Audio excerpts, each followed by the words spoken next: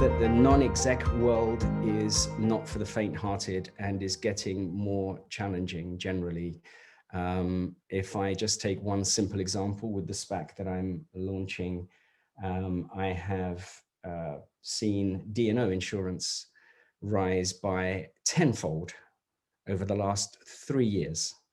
And the figures that people are quoting just to get cover that rolls into the future for that sort of thing is eye-watering. And I think that this is a sign of the litigious world that we live in, especially when it comes to hedge funds and activist shareholders and the like. And I think it's important when people want to move into a non-exec career that they do it with people that know the ropes. And I think, you know, for example, a Boyden's is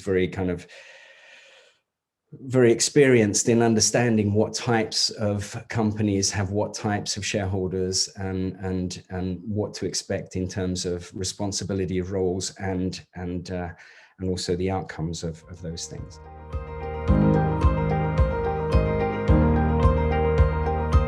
Listen, observe, but don't be afraid to contribute. But you are there to support the business and the team as well as challenge them. And I think that you're not there as a policeman. I really hope we don't get to the sort of the German structure of where you have supervisory governance boards. I think a good part of being a non-exec is to be part of the business and to be able to contribute to how that business is operating. Working with the executive. The executive should lead that, and you should have an executive who will want you to be involved.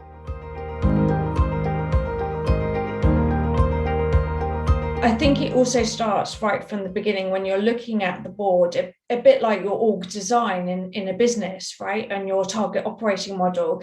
You look for, the diversity, you look for the skill set across, what's being able to be added value to your business. And I think that's how you've got to approach looking at boards as well, and I think, we should be doing more, the recruiters, and also the CEOs and the chairs as part of that process, to bring female candidates forward and accommodate them, because sometimes it is a little bit daunting, and especially if you haven't done that before, you haven't been an NED.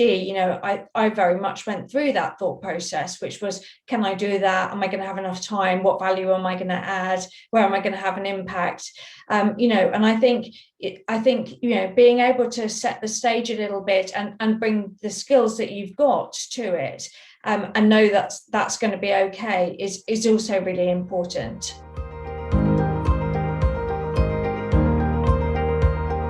One of the dangers of the, might use the word process earlier on, that public company boards have to go through is that we spend so much time talking about governance, there's hardly any time left to talk about the business. So one of the things we sort of need to do is keep a record of how much time we actually spend on strategy and operations, as opposed to the non-com, the rem-com, all that stuff, which I totally get. Of course, we have to do it, but danger is it just becomes all consuming. And actually then the board doesn't really spend enough time thinking about the issues that the business faces, where the non-execs, hopefully should be making a significant contribution. So I do think the balance is better in my experience in the private companies I've worked with. You just spend more time talking about business and less time talking about governance, and that's usually to the benefit of the business.